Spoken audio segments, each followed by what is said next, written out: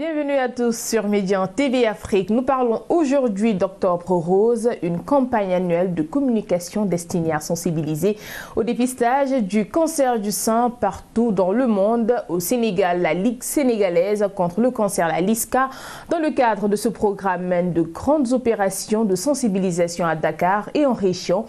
Nous avons le plaisir de recevoir sa présidente, Dr Fatma Guenouna. Merci d'être là. Merci beaucoup de m'avoir invité. C'est un plaisir de vous recevoir à chaque mois d'octobre sur Médian TV Afrique. Merci beaucoup. Alors, docteur, dites-nous, pourquoi est-il si important de mener ces actions de sensibilisation? C'est important, surtout au Sénégal, parce que les premiers cancers au Sénégal, ce sont des cancers gynécologiques. Et maintenant, le cancer du sein est devenu le premier cancer. Il faut beaucoup sensibiliser pour que les gens puissent adhérer au dépistage par la mammographie ou adhérer aux consultations. Et est-ce qu'en général, on peut dire que les femmes au Sénégal et en Afrique, de manière générale, tardent à se faire dépister? C'est ce que nous voyons auparavant, parce que les malades nous arrivaient dans 80% à des stades tardifs où on ne pouvait que les accompagner malheureusement vers la mort. Mais de plus en plus quand même, nous voyons des femmes qui viennent très tôt et nous voyons même des cas de cancer diagnostiqués à la mammographie et vraiment de très petite taille. C'est ça qui nous réjouit quand même. Et que les femmes commencent à adhérer aux journées de consultation. Là, nous sommes aux environs de 1000 bons distribués de mammographie subventionnée. Et je vous dis que la journée de dépistage que nous avons organisée le 5, nous avons pu consulter 37 femmes. Ça veut dire qu'elles adhèrent à l'appel que la Ligue leur fait et elles ont confiance de venir se dépister. Et quels sont les chiffres pour le Sénégal pour les personnes atteintes du cancer du sein? C'est environ 1588 nouveaux cas par an. Et est-ce une maladie en progression ou en recul dans le pays? On ne peut pas dire que c'est en recul, non. En progression, parce qu'il y a beaucoup plus de femmes qui sont diagnostiquées depuis que nous faisons les campagnes de sensibilisation et que la Ligue va dans des coins reculés du Sénégal pour informer, pour examiner ces femmes-là. Et on note des disparités entre certains pays. Peut-être le cas du Sénégal ne peut pas être assimilable à celui du Gabon. Quelles sont les différences? Oui, en fait, ce sont des moyens que peut-être l'État met dans ce dépistage, dans la sensibilisation. Je pense que par rapport au Gabon, c'est différent parce que c'est une fondation de première dame qui s'en occupe, alors qu'ici, la Ligue, ce sont des bénévoles, nous sommes une fédération d'associations et nous ne vivons que de dons. C'est différent. Et vous l'avez dit tout à l'heure, vous êtes dans la sensibilisation de manière générale. Quelles sont les actions que mène la LISCA? Déjà, ce que nous avons commencé à faire au début, parce que Octobre Rose, cette année, nous sommes à notre 10e édition, nous avions commencé par sensibiliser, leur parler du cancer pour que les femmes n'aient plus le cancer comme tabou, parce qu'avant c'était tabou de parler du cancer. Maintenant ce tabou est enlevé, elles adhèrent, elles posent des questions. C'est important. Nous organisons des journées de dépistage. Pendant Octobre Rose, 3 dépistages à Dakar et 2 décentralisés. Et c'est ce qui nous fait prendre en charge des malades. Et en dehors d'Octobre Rose, nous menons des activités de sensibilisation, de formation, parce qu'au Sénégal, nous savons que les femmes vont consulter d'abord les sages-femmes. Donc, nous avons commencé à former les sages-femmes d'État aux techniques de dépistage des cancers du col de l'utérus et on leur montre aussi comment bien palper les seins.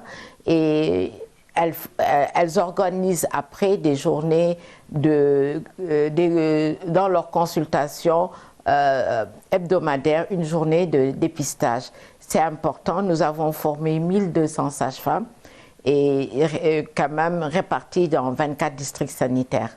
Ce qui est important, et depuis le 1er octobre au Sénégal, la prise en charge de la chimiothérapie pour les cancers du sein et du col de l'utérus est désormais gratuite. Votre appréciation sur cette mesure? Je pense que c'est que le président de la République a répondu à notre plaidoyer, parce que le 11 mai 2018, il nous avait reçus, nous avions fait une réunion de travail, nous avons parlé sur la problématique du cancer au Sénégal, les difficultés des malades, et on lui avait parlé que la chimiothérapie était la partie la plus coûteuse du traitement, entre 1 million et 2 millions, et il avait mis 1 milliard. C'est ce milliard qui a permis de rendre gratuit le traitement des cancers féminins.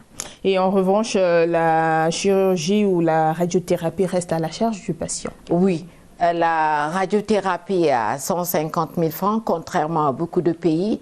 La chirurgie autour de 300 000, et la Ligue prend beaucoup de malades en charge, parce que nous avions fait un téléthon qui nous avait permis de récolter environ 2 millions de francs CFA, et nous avons pris 566 malades en charge.